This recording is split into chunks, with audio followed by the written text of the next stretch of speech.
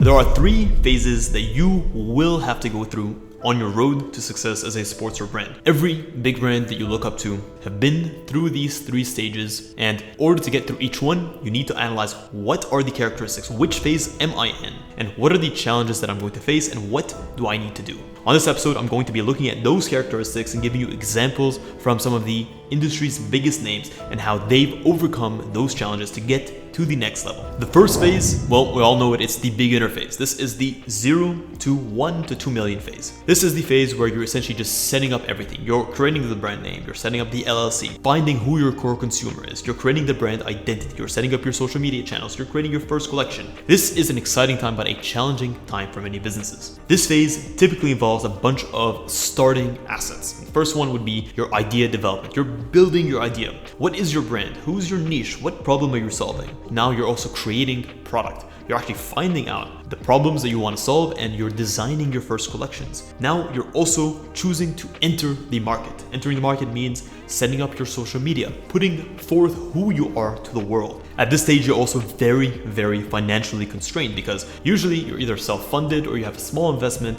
and you don't have much cash flow. You specifically are investing a ton into product development, administration, marketing, production. All of these things require capital upfront to be invested before you see any rate of return.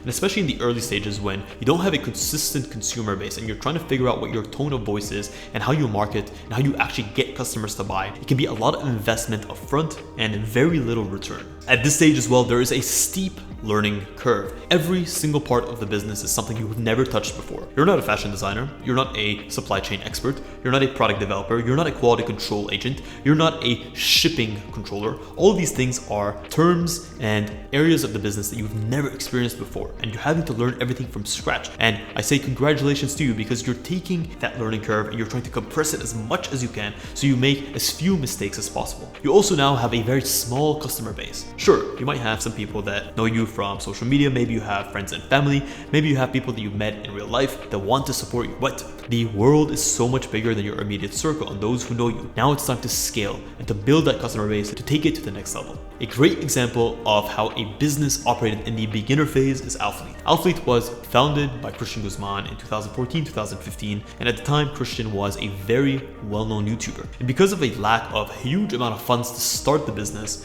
he invested into 3 core products that he knew his consumer base would want. 3 performance t-shirts that he had actually tried and tested before with his own CG Fitness merchandise line. So he played to his strengths and he leveraged his social media and his community in order to tap into his first core consumers, which were the people that supported him.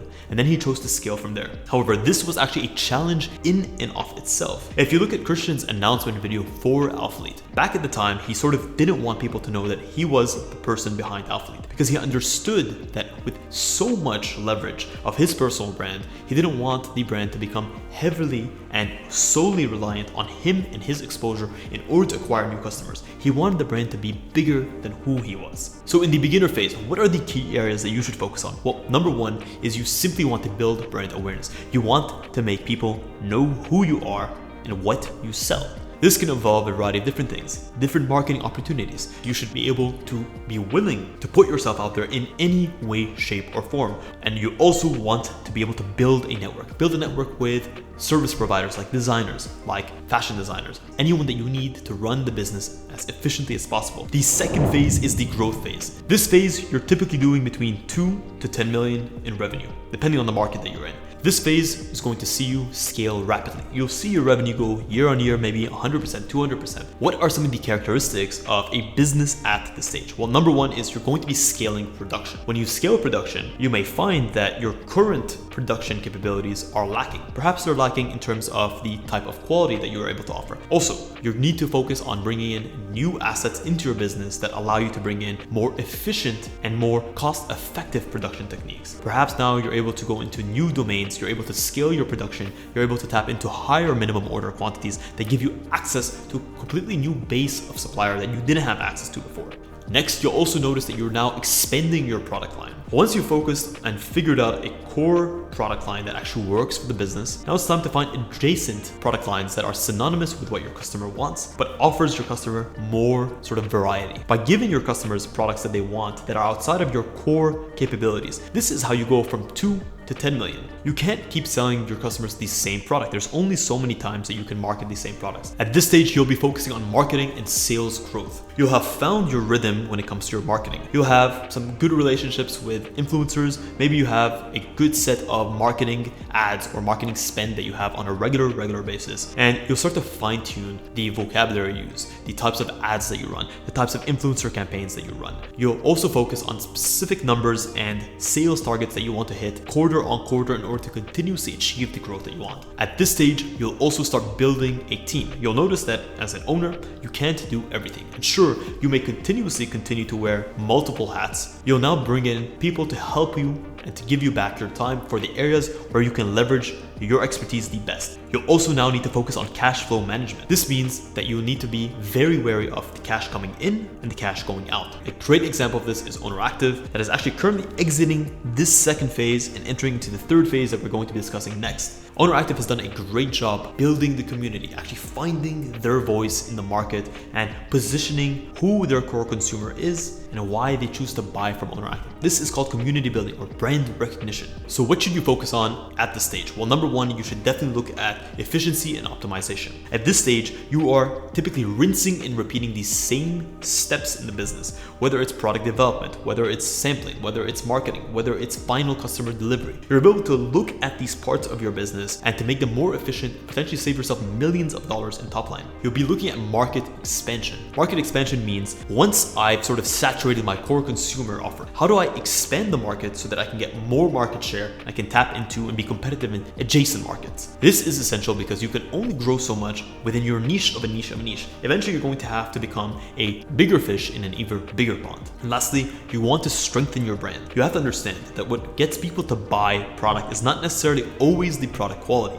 It is how people perceive and how they receive your brand. Because at the end of the day, in sportswear, there's many people that can offer similar products. You can look at Lululemon dupes all day on Amazon, but Lululemon's still a billion-dollar brand. This is because they've been able to leverage their brand identity and their brand value in order to get respect for commanding those higher prices. Number three, this is the phase that all of us wish to get to. This is the maturity phase. This is when you're doing between $20 and $100 million in revenue, and 100 million plus actually. A great example of this is Gymshark, and this is the phase at which your business has matured. You've had extensive experience in rinsing and repeating these processes, and now you have a good grasp on everything. You know who your customer is. You know what your product lines are. You know where the highest rate of return on your investment comes into. The key characteristics of a business at this phase is that now you are a market leader. You are at the top of the food chain when it comes to how you are perceived in the space. When you think of Gymshark, definitely you think of the leader in the sportswear and activewear space. This presents challenges because now you're also a target for many brands that want to rip you off, that want to copy sort of your success, and many brands have tried to do this. You also now have stable revenue streams, quarter on quarter, because you've fine-tuned your product development, your investment strategy, and your merchandising strategy so well, you can pretty much to a T know quarter on quarter how much you're going to be bringing in, and this creates expectations. Perhaps you have shareholders, perhaps you have investors. This creates expectations that you now have to follow. At this stage, you'll also focus on operational refinement. We've mentioned that you've had many chances to rinse and repeat the same parts of your process, but now you have further opportunity to actually enhance your operations, to invest into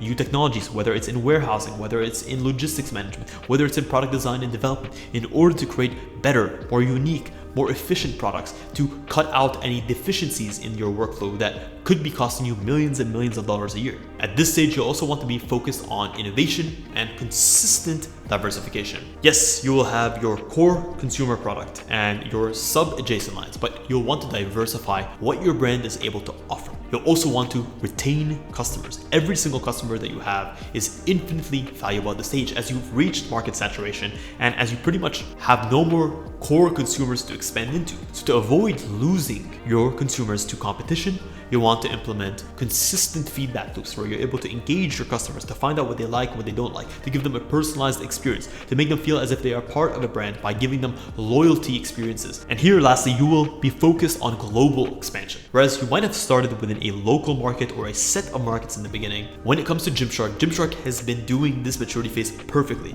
They've scaled to over $1 billion business, easily multiple billions at this stage. So how have they done this? Well, they've really been focused on being a global leader. Gymshark is definitely the undisputed king of the sportswear space, especially within the fitness niche that we're in.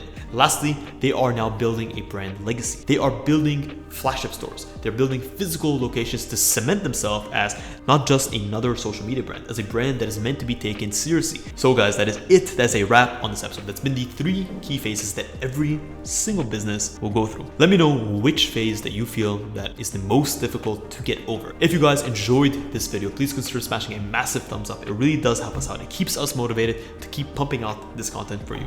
I say this from the very bottom of my heart. Thank you so much for tuning in to this episode of Fit Design TV. Until next week's episode, stay awesome.